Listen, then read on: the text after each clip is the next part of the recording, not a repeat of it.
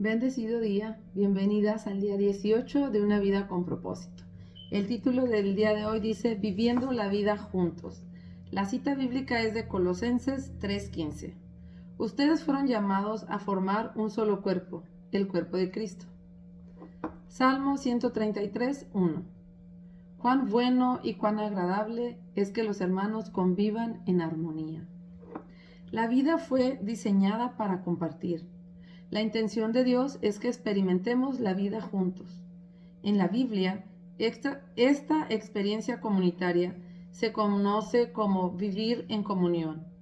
En la actualidad, sin embargo, la palabra ha perdido mucho de su significado bíblico.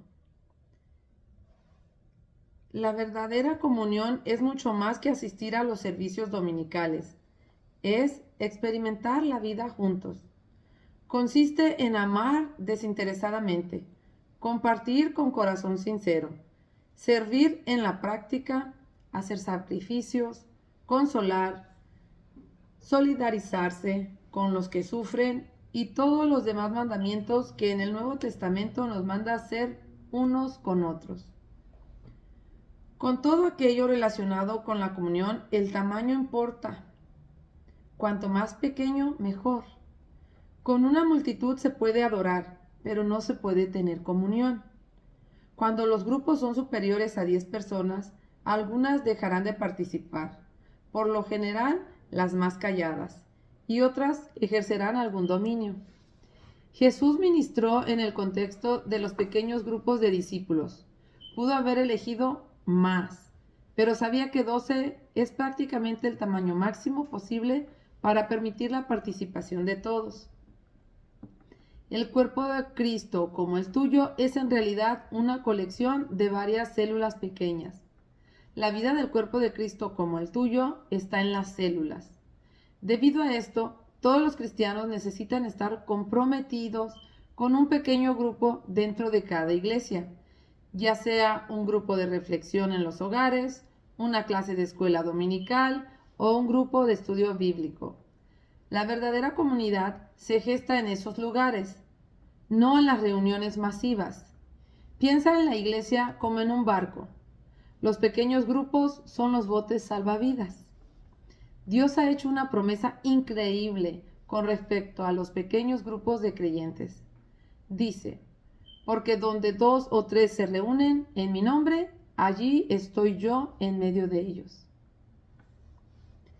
En la comunión verdadera experimentaremos autenticidad. La comunión auténtica no es superficial, consiste en la expresión genuina, de corazón a corazón, desde lo más íntimo de nuestro ser. El verdadero compañerismo ocurre cuando la gente es honesta con lo que es y con lo que le sucede en su vida, comparte sus penas, revela sus sentimientos, confiesa sus fracasos, manifiesta sus dudas, reconoce sus temores, admite sus debilidades y pide ayuda y oración de los demás. De alguna manera nosotros ahora estamos viviendo una comunión en este pequeño grupo. La autenticidad es exactamente lo contrario de lo que encuentras en algunas iglesias. En estas, de vez en cuando ves una atmósfera de sinceridad y humildad. Hay fingimiento, roles, políticas, una cordialidad superficial y una conversación trivial. La gente se pone máscaras, está a la defensiva y se conduce como si fuera su vida un lecho de rosas rojas. Estas actitudes matan la verdadera comunión. Podremos experimentar la verdadera comunión solo si somos transparentes en nuestra vida. La Biblia dice, si vivimos en la luz, así como Él está en la luz, tenemos comunión unos con otros. Si afirmamos que no tenemos pecado, nos engañamos a nosotros mismos y no tenemos la verdad. El mundo cree que la intimidad necesita de la oscuridad, pero Dios dice que esta ocurre en la luz. La oscuridad sirve para esconder nuestros dolores, culpas, temores, fracasos, fallas y pecados. Pero al sacarlos a la luz, los ponemos a la vista y admitimos quiénes somos en realidad, que hemos pecado, que hemos fallado que necesitamos ayuda, que necesitamos perdón. Por supuesto, la autenticidad exige de valor y humildad. Implica enfrentar nuestro temor a la exposición, al rechazo y a ser nuevamente heridos. ¿Por qué habríamos entonces de correr ese riesgo? Porque es la única manera de crecer espiritualmente y conservar nuestra salud emocional. La Escritura indica que nuestra práctica debería ser confesarnos unos a otros nuestros pecados y orar unos por otros para poder vivir todos juntos y ser sanados. Solo podemos crecer si nos arriesgamos, y no hay riesgo mayor que ser sinceros con nosotros mismos y con los demás. En la comunión verdadera experimentarás también reciprocidad.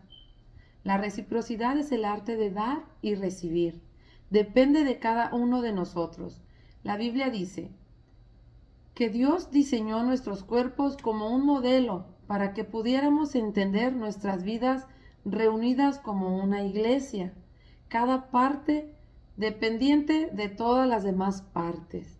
La reciprocidad es el corazón de la comunión, la construcción de las relaciones recíprocas, compartiendo responsabilidades y ayudándonos unos a otros. Pablo dice que desea que nos ayudemos entre nosotros con la fe que compartimos. Tu fe me ayudará y mi fe te ayudará. Esforcémonos entonces por promover todo lo que conduzca a la paz y a la mutua edificación. En la comunión verdadera también experimentarás la compasión. La compasión no se limita a dar consejos o a una ayuda rápida y cosmética. La compasión implica comprender y compartir el dolor de los demás. La compasión dice: entiendo lo que te está pasando y lo que sientes. No es raro ni es una locura. Yo te entiendo. Hoy también se conoce como empatía, pero la palabra bíblica es compasión.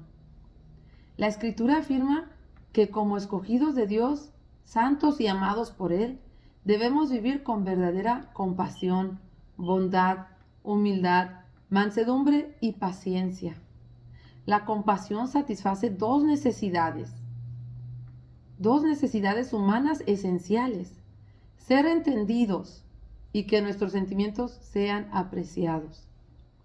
El problema es que muchas veces tenemos tanta prisa por arreglar las cosas que no tenemos tiempo para expresar nuestra compasión, o estamos preocupados con nuestros propios dolores, y entonces aparece la autocompasión, y esta agota la compasión por los demás.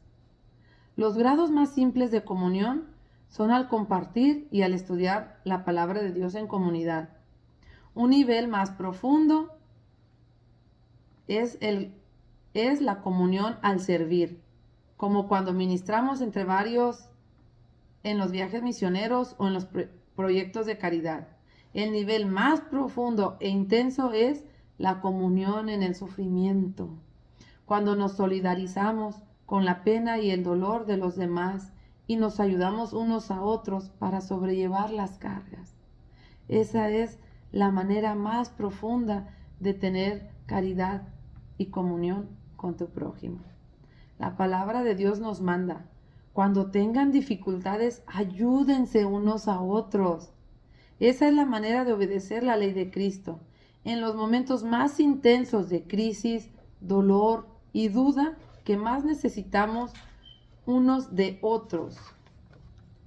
Durante su sufrimiento, Job necesitó con desesperación de un grupo al cual sí pertenecía. Clamó: aunque uno se aparte del temor del Todopoderoso, el amigo no le niega su lealtad. La comunión verdadera también te llevará a experimentar misericordia. La comunión es un lugar de gracia, donde en vez de enfatizar los errores, estos se resuelven. La comunión se genera cuando la misericordia triunfa sobre la justicia. Todos necesitamos misericordia, porque todos tropezamos y caemos, y necesitamos que alguien nos ayude a poner en pie y en el camino de nuevo. Necesitamos brindarnos misericordia unos a otros y estar dispuestos a recibirla también. Dios declara que cuando alguien peca, debemos perdonarlo y consolarlo para que no sea consumido por su propia culpa. No es posible tener comunión sin perdón. Dios nos dice, no guarden rencor, porque la amargura y el resentimiento destruyen la comunión. En ocasiones lo hacemos intencionalmente, ofendemos. En otras lo hacemos sin mala intención, pero de una u otra manera se requiere de cantidades enormes de misericordia y de gracia para crear y sostener la comunión. Así que vas a necesitar enormes cantidades de misericordia para que te mantengas en unión con tus seres queridos, con tu prójimo, con tu comunidad. ¿A dónde perteneces? ¿A dónde te refugias? ¿Quién se refugia contigo? Tengan paciencia unos con otros y perdónense si alguno tiene una queja contra otro, así como el Señor los perdonó, perdonen también ustedes. Por más de 2000 años los cristianos se han reunido regularmente en pequeños grupos para vivir en comunión. Si nunca has formado parte de uno, no tienes idea de lo que te estás perdiendo. En el capítulo siguiente analizaremos lo que se requiere para crear este tipo de comunidad con otros creyentes. Pero espero que este capítulo haya despertado el hambre por la experiencia llena de autenticidad, reciprocidad, compasión y misericordia que experimentarás en la comunión verdadera. Fuiste creado para esa comunión. Día 18, pensando en mi propósito. Punto de reflexión. Necesito a otras personas en mi vida. Otras personas me necesitan en su vida. Versículo para recordar. Ayúdense unos a otros a llevar sus cargas y así cumplirán la ley de Cristo. Gálatas 6:2. Pregunta para considerar. ¿Qué primer paso puedo dar hoy para relacionarme con otro creyente en un mayor grado de intimidad y autenticidad? Tenemos muy buena tarea el día de hoy, señoritas. Así que espero que les haya dado, así como dice aquí, les haya despertado el hambre para tener una experiencia y pertenecer a un grupo de comunidad, de comunión. Ya les dimos la explicación de qué significa eso. ¿Qué vas a recibir ahí? Compasión, misericordia, perdón. Vas a recibirlo y vas a compartirlo. Y de esa manera practicándolo a veces allá afuera, en tu comunidad, expresando cada uno sus pecados, sus fallas, sus dolores, sus penas. En alguna ocasión a mí me tocó preguntar, ¿a alguien le ha pasado esto? ¿Acaso soy la única? Y cuando me reuní en ese grupo y vi que no era la única y que a más le habían pasado, pude reforzarme y llenarme de fe al ver que ellas ya habían pasado por ese proceso y habían salido victoriosas. Eso me dio esperanza de que yo también saldría de eso, de la mano de Dios. Así que a veces te tocará darle la mano y testimonio a alguien más. A veces te tocará estirar tu mano para recibir tú de los demás. Bendecido día.